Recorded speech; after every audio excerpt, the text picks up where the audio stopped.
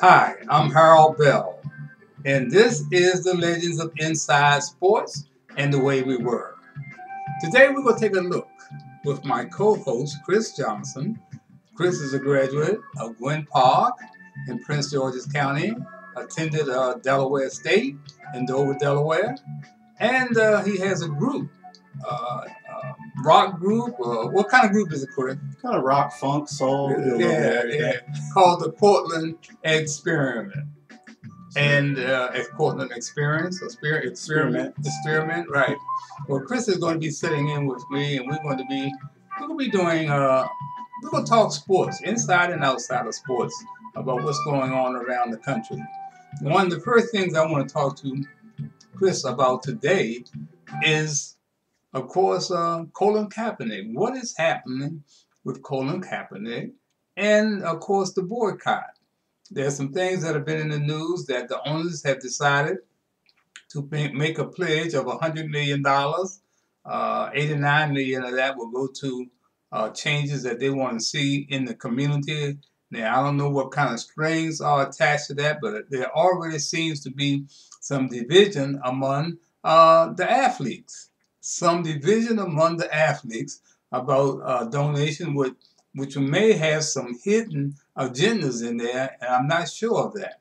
But anyway, we're going to talk about that. Chris, of course, Malcolm Jenkins of Philadelphia, I think is to DB. Yeah, defensive back, and several other players are not pleased with this arrangement, and they're saying that Anquan Bolden and his partner, have not made them aware of what's going on. Now, what I can't understand is, I don't know if this is looking a gift horse in the mouth or not. What's your take on that? Well, my take is it does have a little bit of kind of like a hush money feel to it, because it feels like they're not really trying to systematically deal with the problems. Like you said, Kaepernick is still on the outside looking in. They haven't addressed the issue of him being basically blackballed out the league. And then, I don't know, it's really, it seems like, again, we kind of talked about this last week, but the players aren't really united. They're not on the same page. That's right. Some players are saying, okay, that's enough, but to these owners, $100 million is chump change. It's nothing. Let's just stop protesting. Well, I feel like this. If there are no strings attached, take the money and run, because you can do a whole lot in the community with $89 million. But there are some strings to attach, saying, well, you guys can't stand up no more. You can't sit or kneel. You got to stand up for the national anthem. I don't think they should take that money, because it's like a bribe. You understand? Yeah. And of course, Colin Kaepernick has started all of this movement now, which is great on his part. He's been honored by, of course, Sports Illustrated magazine gave him the Muhammad Ali Legacy Award, which is great. Anything with Muhammad Ali's name connected with it, I think that Colin deserves that. Also, GQ magazine named him Citizen of the Year. Very deservingly so. Yeah, Time magazine named him one of the most influential people in the world. In December 2016, the 49ers, where the protest kicked off, gave him his most prestigious award for his contribution on and off the field.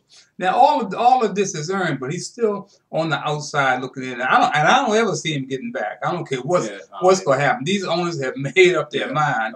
They do not want him back. But the players should bring him in on whatever's being negotiated. Make him a part of that. And I don't think that that's a good idea for him to be standing on the outside looking in while all this is going on. And he started it, and he's not being asked to come to the table. What do you think about that? I completely agree with basically everything you said. It's what you said. Like, he still doesn't have an NFL job. And if you're seeing some of the quarterback play in this league right now, I'm looking at the Packers right now, Brett Hundley, and some of these backups and third stringers that are playing. You got Jay Cutler starting in Miami. It's still no reason that he shouldn't have a job, at least as a backup somewhere, at least to compete. So the fact they're still not trying to address the systematic problems, it seems like they're trying to put a Band-Aid over the issue, and they just want people to move on from it. It's a funny thing. Even though with this negotiation going on, they seem like they're few players who are kneeling or sitting for the national anthem now. Look like they're losing some of their strength there. And I want to see after today's game, which are being played. This is the 3rd of December. I want to check tomorrow and see how many players actually kneel or set for the national anthem, because I think that is the thing that the owners are most afraid of, that they're going to lose some of the sponsorship. They're going to lose some of the fans. It's all about the dollar bill. And that's the last thing they want to lose. The players, I don't think, and we said this last week, realize how much power that they really have, that they're sitting in the catbird seat. Yeah, exactly. Like I said, they're just not united. It's strength in numbers. And if everybody's doing their own thing, not much is going to get accomplished. As you said, I see the protest tapering off. You know, it's less and less guys doing the protest every week. Some guys still going strong, but yeah, it's you got to stay united and you got to keep fighting. It's not something that's going to happen in a few weeks or even a half a season, even a whole season. You got to keep it. That's right. You got to keep it going, and you have to stay united. Another good example about these owners, man, there's no loyalty. And the best example is what happened to Eli Manning in New York. Here's a guy that took the Giants to two Super Bowls. Two Super Bowls. Always had him in contention, always been a class act, no problem whatsoever. And plus, he's white. He's white. I mean, here's a guy, they go bench him for Geno Smith. Geno Smith, are you kidding me?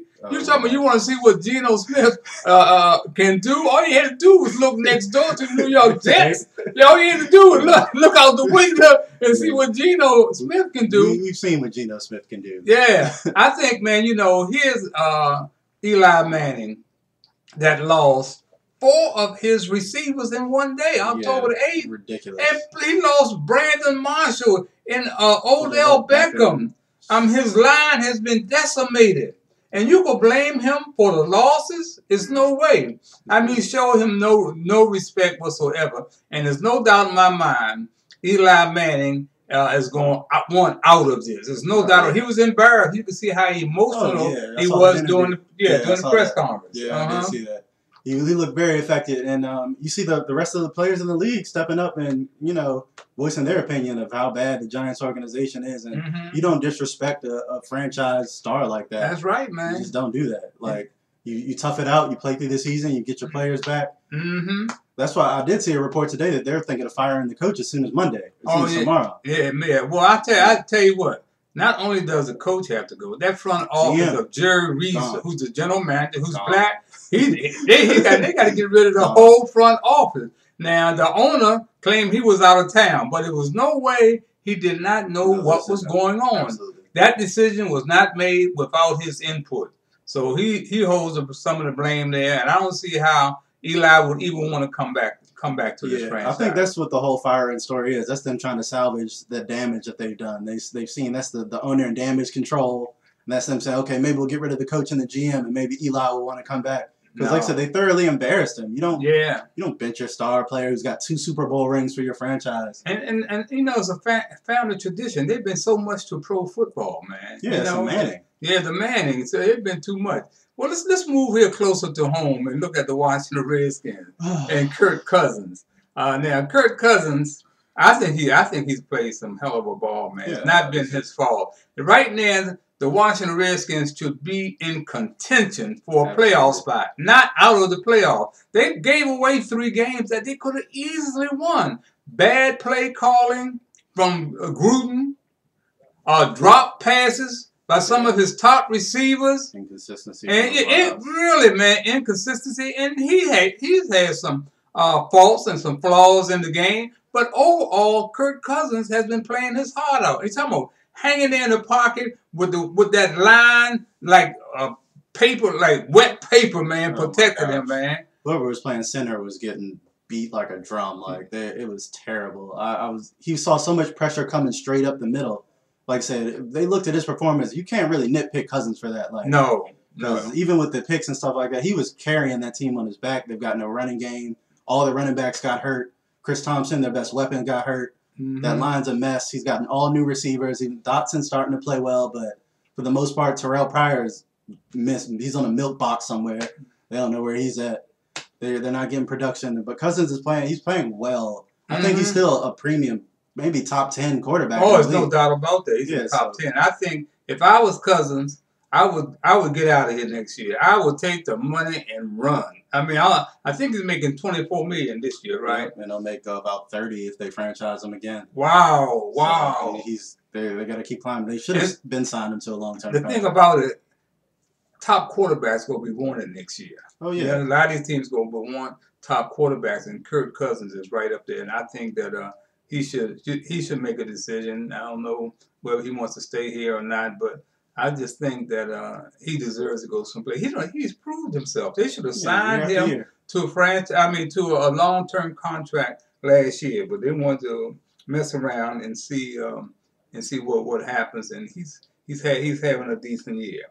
Most definitely. Yeah, I think Cousins is done everything he can. He's Yeah. done everything. He bet on himself, and I think he deserves to get that money. He bet on himself. You know, one thing I think we skipped over too, but it comes to Colin Kaepernick. When he first started this protest, it was all about pro-police brutality and black unarmed men being shot down in our streets. And of course, Jerry Jones and President Trump tried to carry it to a whole nother level, saying it was disrespecting the flag.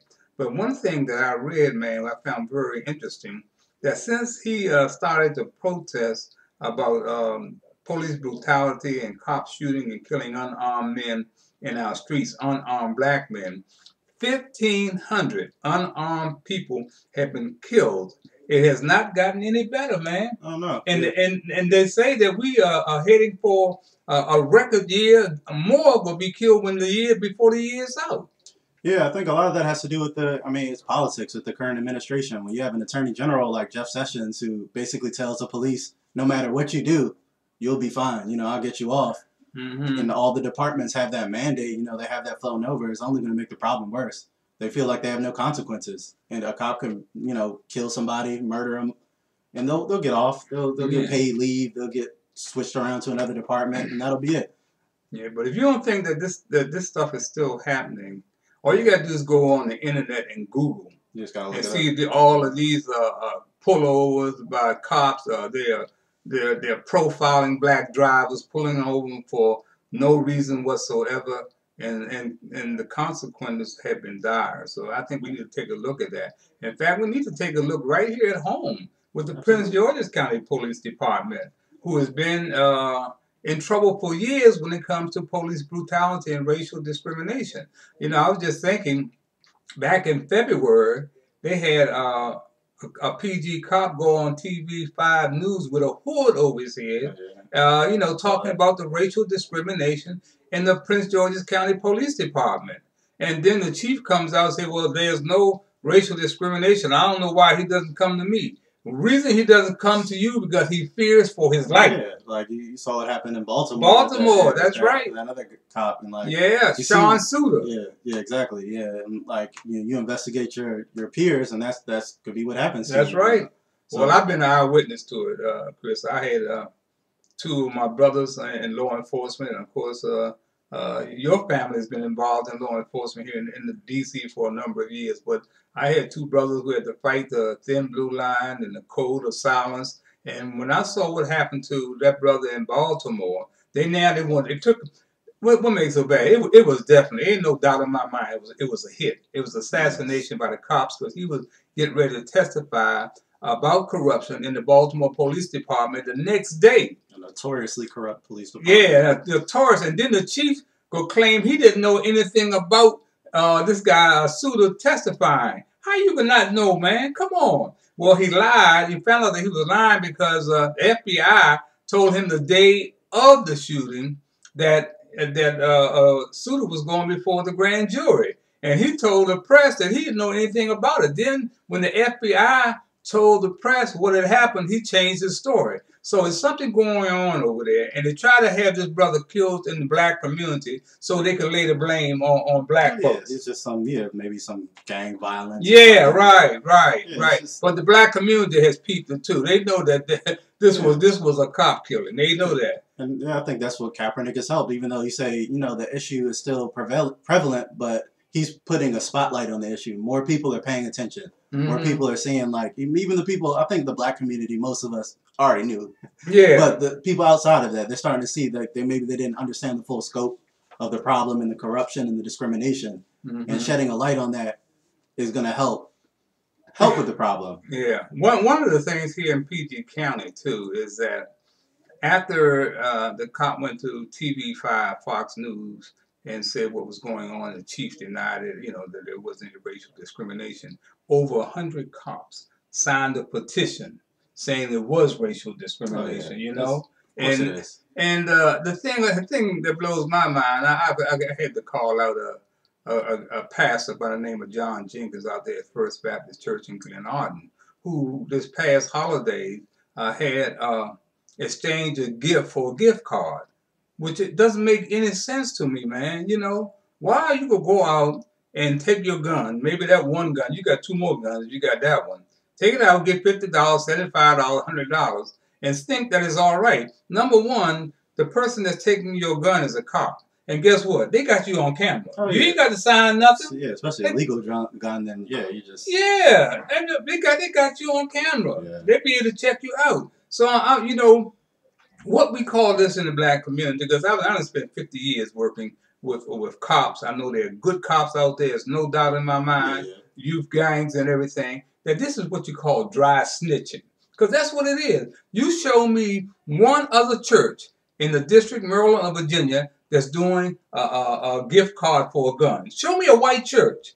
Oh, no. You'll never find it. You'll never find it. They are not giving their guns up, folks. They're not giving their guns up. So I am kind of disturbed by all of this because I took this problem to Pastor Jenkins over a year ago. Not only about the police racial discrimination going on in this county, but also about the sorry nursing homes that we got in there. We got some of the worst nursing homes in the country right here in Prince George's County. But, when I asked him to get involved, he came up with an excuse that he put on paper, that Harold, I agree with your assessment. I'm following up by having these meetings with the police chief and the state's attorney. Why are you having this kind of meeting with the police chief and the state's attorney without your congregation and other people in the community? Yeah, it shouldn't be. This seems like a very political type of thing. Power move. Things that sound good in theory and that might sound good to the outside world, but you're not really getting much done. You're not, again, not addressing the systematic problems. All right. And Pastor Jenkins, he knows me, and he done seen me out and at the games. And if something you want to discuss with me, I'm right there for you. I'm ready to hear it. But he is yet to call and say, Harold, let's sit down. Yeah. So there's these kind of problems that are going on that I can speak on because I've been personally involved. I've been out there all my life in the war zone, and I know that things are not right. Let's take a look at what's happening in the NBA, man. I see where LeBron James got ejected, and then Kevin Durant. I mean, two of the biggest stars in the NBA, and neither one of them had ever been ejected before. Yeah, it seems like the refs are just trying to tighten up on the complaining about the calls and things like that. But I think Kevin Durant made an excellent point for somebody. I played basketball through high school and stuff like that, and what he's saying is like the refs do control the game. They control how they want to call the game. They can control the flow of the game. If they're in a bad mood and they want to call it ticky-tack, they'll get you fouled out. Mm-hmm. So it is a lot of coming back to like almost the Donahue thing years ago with, you kind of, you want to keep the credibility of these referees. You don't want the games officiated wildly differently every night. You got to have some consistency there because they have way too much control over the flow of basketball. It's not just like football. If a face mask is a face mask, but like LeBron saying like, he can drive to the basket, and it's up. You see contact, but they've got to make judgment calls on that contact. Right. Mm-hmm. They have to make a lot of decisions that could be really ticky-tack and that could really affect the game. You could call it too lightly, and it could be too physical, or you could call all this ticky-tack stuff. So I think the players are really just getting frustrated with. Yeah, I think they're having more fist fights too. Isn't it like to use more fist fights? I think it's a little bit more altercation. I think players they're just getting a little frustrated. I guess again with the way things are being officiated, the way things are flowing. So it's still early in the season, but it's something definitely to keep an eye on to see the consistency throughout the year, how they're going to officiate, especially with these technicals, and how they're going to be treating star players. Are they going to keep throwing out star players? I saw Anthony Davis get tossed. I don't think I've ever seen Anthony Davis get tossed. See, a lot of players are being frustrated. So Yeah. Well, let's stay in Cleveland. We got a problem there with Derrick Rose. He doesn't know what he wants to do. He's frustrated because he's been injured ever since he became one of the most valuable player in Chicago, and he seems to be frustrated that he's left the camp. Man, what's happening there? yeah, I mean, I saw that. It just seems like his heart's not really in the game anymore. You know, it Mm-hmm. takes a lot to battle back from those injuries, especially the major ones and the rehab and doing all that to bounce back to get hurt again. I can see how he would get discouraged at the level of play that he's had in his career and the type of athlete that he is and how much of his game is predicated on that athleticism. Mm-hmm. So, but you can't leave your teammates hanging like that though. You're in the middle of the season. They Right. need you, and you just walking off. I just think I understand it from a personal level, especially if it's beyond basketball, maybe some depression or some other things in there. But it's also your team. Can't leave your guys hanging. You should at Yeah. least try to finish out the year, injuries or not, and then maybe make your decision in the off season. Yeah. Then I heard that Schubert's hurt. Yeah, He's Shumpert, hurt. Yeah. yeah. The He's Cleveland's hurt. really a mixed bag right now. They haven't Mm-hmm. really had Isaiah Thomas back yet. They're waiting for Yeah, Isaiah we to come we back. don't know how it's all going to gel. They have a lot of people in that rotation. If you look at it, you got Mm-hmm. Dwayne Wade, That's you got right. Korver. Wade's coming off the bench now. You got all these players, so it's going to be interesting once they get Thomas in the mix to see what that team actually looks like. But luckily for them, LeBron James is LeBron James. Yeah. And he's playing some great basketball. Yeah.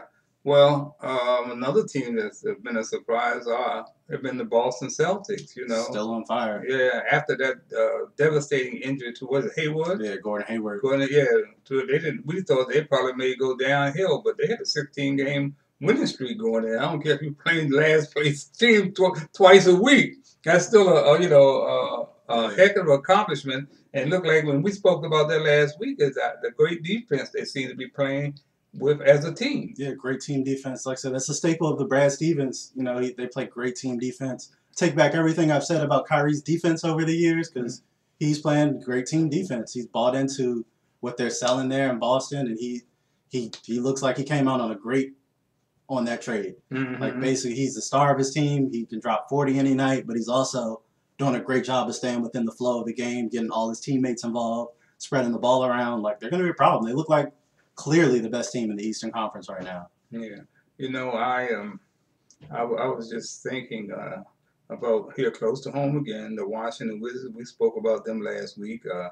I said too during that broadcast that health is wealth, man. You got to have your health to continue. And one of their main leader is out now, and then Bradley Beal got injured in the last game. Yeah, he's got a little history. You always get worried when you see Bradley Beal get hurt too. Mm-hmm. But yeah, like I said, it's the health. Like Tim Frazier hasn't done a great job as a starter filling in for Wall, but I think he'll be fine once he goes back to his normal role on the bench. But yeah, they just got to hang in there and stay healthy because the East really is still wide open. Boston still seems like they're in charge right now, but the Wizards still have the firepower. They have a really well-constructed team. I always felt like coaching and depth was always the Wizards' problem rather than the talent they have. And I see Otto Porter stepping up a little bit. I gave him some flack last week, and he's been playing a little bit better ball since then. But I still don't think he's earning that $100 million contract. I think they definitely got to step up on the defensive end. They got to, and I think it all started at that center position, as I said with Gotar. Yeah. I think that he is definitely a double man if he can just stay out of foul trouble. Yeah, I think he had 12 and 12 the other night. Like solid game. Yeah, he's a double guy. There's no doubt about that. The thing for him to do is to stay out of foul trouble because he's when it comes to defense, I think he can lead that team because you got to give us to John Wall, Bradley Beal. Those guys can block some shots, man. They can jump out the gym. John Wall. People don't know. They don't realize how until that dunk contest they won that how freakishly athletic John Wall is. Like, watching him from college, like he's every bit in that Russell Westbrook, Derrick Rose in his prime tier of freakishly athletic point guards. Mm-hmm.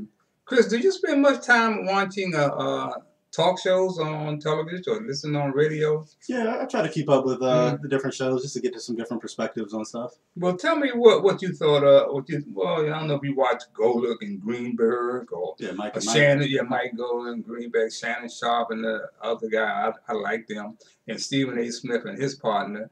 What's your overall picture of these talk shows? Well, I'm really liking what they're doing on Fox Sports with Shannon and Skip. I think Mm-hmm. that's definitely the top show that for people that I talk to. Yeah, Just you know, definitely top show with yeah, me. like people really love. I like Shannon. I think Mm-hmm. Shannon has some very keeps it real in his takes. Mm-hmm. Skip is also very entertaining. He does have good insight sometimes, even though I think he's just super biased on certain Yeah, topics, the Cowboys, yeah, LeBron, certain things like that. You can't take him seriously, but he does have good takes. So I yeah. do like Skip, but yeah, I think that's what they've got going on. I think Stephen A. has gotten a little Uncle Tomish and selloutish, like just to Mm-hmm. keep it real. Like his opinions seem very corporate and Mm-hmm. very ESPN like. So yeah, and I enjoy Max Kellerman as well as doing the takes with Stephen A. Max Kellerman was always an entertaining boxing Right. personality. Mm-hmm. So it's okay, but I would prefer Shannon. I like Right. Shannon's Yeah. takes. He Well, keeps it real. we agree there. What about what about Jamel Hill? Have you been able to watch her since she's been back?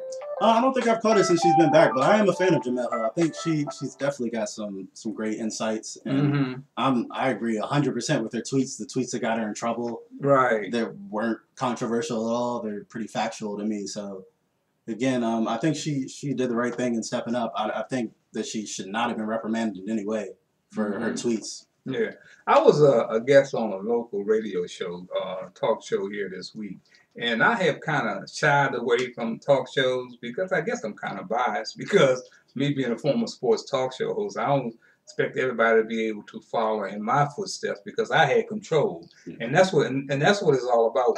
When you start looking at these shows, you got to realize how much control do they have.